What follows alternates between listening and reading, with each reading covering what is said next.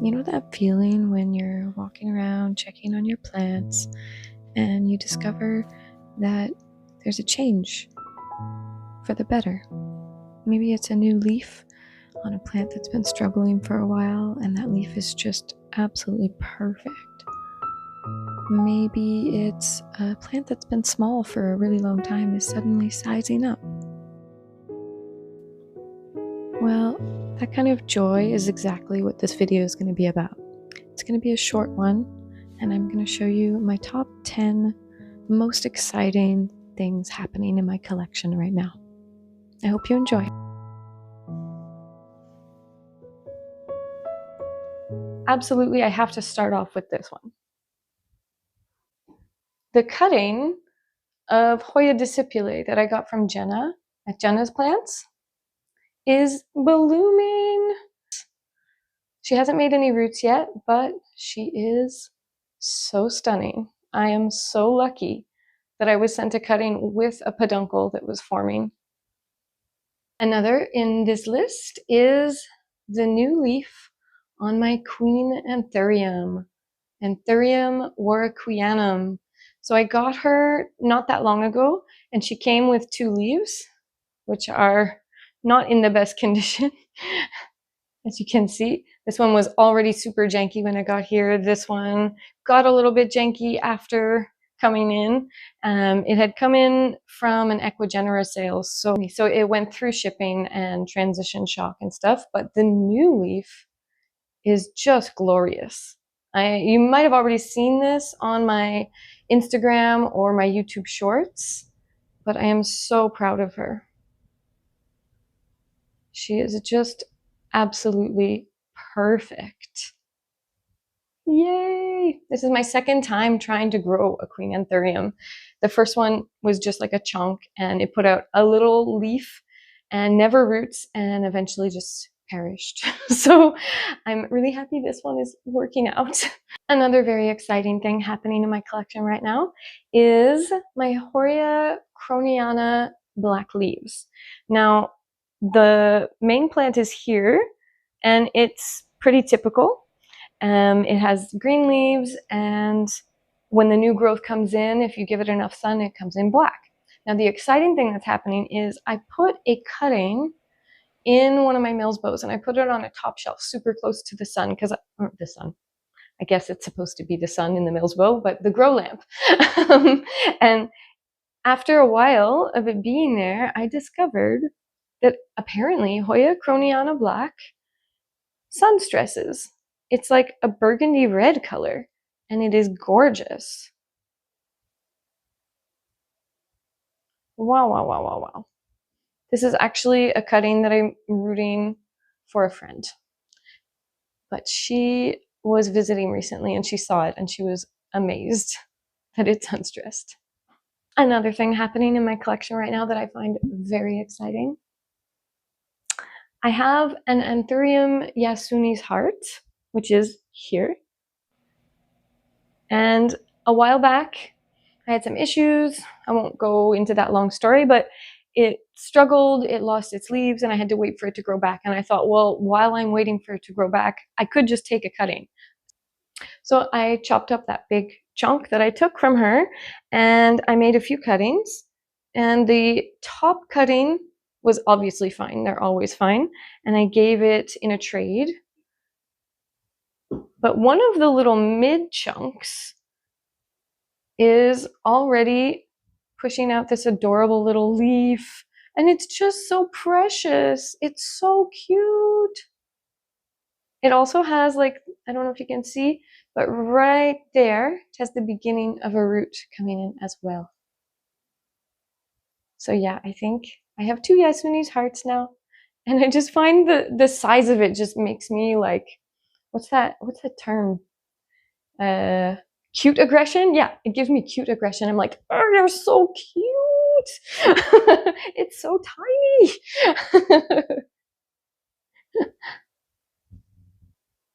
So that's another adorable thing. I'll put her back in the jar where it seems to be thriving. Another thing that I find very exciting in my collection right now is just the sheer size of the newest Hoya Sarawak leaves. Like, it is gigantic. If I come a little closer, you'll be able to see. So the other leaves are here, and the newest leaf, when it started coming in and getting bigger and bigger, it just kept growing. I kept thinking like, okay, this must be near the end of its growth, but no, it's ginormous. I can't believe it. Let me bring it a little closer. It's so big. And it's got like that puffy, pillowy, beautiful shape as well that the mature Hoya Sarawak leaves can have. I'm really, really, really happy. She is on her way to being a mature plant. I'm actually going to repot her and give her a bigger trellis because I realized very quickly after setting up this situation that this is just, she's going to outgrow this in no time, and then it's going to be a problem. It's better to get her attached to something big now, and then like she can grow into it instead of having to take her off of something and re-establishing her later. Another exciting thing happening in my collection right now is this adorable little leaf. This is on an Anthurium crystallinum crossed with magnificum. I bought, sorry for the shaking, I'm going to try to stabilize better. There we go. I bought the plant in a local plant shop, and it had like a ton of pups attached to all the side of it, but there were no leaves on the main stem. The actual mama of all the pups was bare because she was putting all of her energy into those pups. So I removed all the pups and I allowed her to focus her energy on herself, and she's finally putting out a new leaf. I'm really happy for her. I can't wait to see what she's going to look like when she matures. Or not when she matures, but when her leaves fully mature. Yeah. I can't wait to see what she's going to look like when that first leaf really sizes up and comes into its full potential. Another thing that I'm excited about is my pitcher plant. It had been in a large jar for a couple of years, and it was always doing really well and had lots of pitchers, but I needed to move it into this big terrarium because it outgrew the jar. The terrarium's really big, by the way. That's my hand for scale. And after I put it in this terrarium, it dropped all of the pitchers. And I was a little worried, and I read online that it never regrows pitchers on the leaves again, but that is clearly not true because all of the leaves are regrowing pitchers finally, and like all of them all at the same time. Here, I'm gonna show you one. Look, there's a little one, and here's a little one. There's just like a million of them in here. There's a little one there. There's a really big one back here. Yeah, so that idea that pitcher plants don't regrow pitchers on a leaf that lost a pitcher is not true.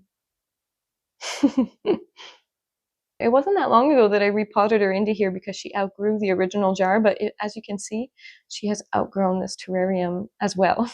So unfortunately, I think I'm gonna have to repot her again very soon, but that's okay. Also, I have to mention, I'm really excited about the fact that my Hoya Polyura innervariegated and outer variegated are both doing well again. You may remember in one of my videos I talked about being concerned that they seemed like they were maybe droopy, getting a little brown, yellowy, and I was worried I was overwatering them, so I pulled back on the watering.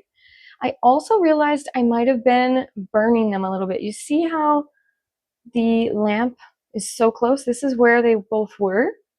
And I've actually like pulled them back. I pushed this one back a little bit, and I put this one up on another shelf, and I'm leaving that center space empty except for the silver dollar, which I think maybe needs it. But yeah, so I pulled them away from the light, and I've pulled back on the watering a little bit, and they're both doing so much better. The yellowing seems to be going away, and they're no longer droopy. Woohoo! I'm so relieved. Another thing I'm very excited about is this amazing Monstera Sketo leaf. Not just because it's giant, but because it took a year and a half for this leaf to come. My friend gave me a cutting of her Monstera Sketo a year and a half ago, and it just focused on growing its roots, I guess, for all this time. It did nothing, no new leaves, and then finally this.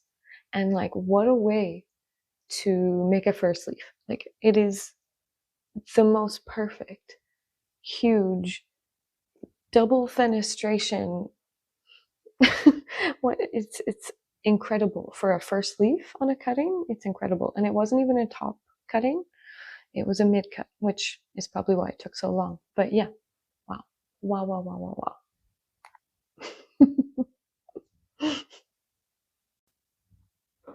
Ooh, ooh. I hit the shelf. Last in the list, but certainly not least. This list is not about a priority thing at all. It's just random. So the last one that I'm going to show you is actually a duo. These two gorgeous anthuriums were giant about a year and a half ago when I first moved to this house. And they were both huge. They were amazing. So was the Yasuni's heart, actually. So all three of them. We're counting this as one. The three of them were giant. They were amazing. They were lush. They never had any problems. But then after I moved here, there was like a big shock on their well-being, I guess, because of the difference in humidity in the apartment where I lived before versus the house where I live now. And the dramatic humidity change put them into shock. And at first, I didn't realize that's what the problem was. I thought that they had thrips. I didn't really look in detail. I didn't like pull out the microscope or anything. I thought I knew. I was just instantly in panic. I was like, oh my God, they have thrips. The damage that I'm seeing, it was very subtle, but it made me think thrips. And I just panicked and I chopped off all of their leaves, all three of them, doop, doop, doop. And I treated them and I isolated them. And then, like a really long time later, months, because as most of you probably know, anthuriums take a long time to make a new leaf when they're mature plants. Yeah, when they started pushing out new leaves again, I saw similar damage. And I was like, oh my God, the treatment didn't work. Usually it works when I cut off all the leaves. There's no eggs, so they don't come back, and it's usually a one and done thing. But no, they're here again. So I chopped off all the leaves again. I did this 3 times before I realized, after 3 times chopping off their leaves, many, many months of them going through this drama, I realized it was humidity damage that I was seeing, but I didn't know how to recognize humidity damage because I had never had humidity damage on my anthuriums before. Sorry if you hear them meowing, it's my cat. Yeah, I didn't know that that's what it was. And once I figured that out and I let them just grow in their damaged leaves, which you can see in the back, they have some with damage. The next time around, they were more adjusted. And now they're just amazing. All 3 of them, their leaves are perfect. I could not be happier. Like, I was so worried that I was gonna never have them back to their original beautiful state. Yeah, so that's an amazing, exciting update.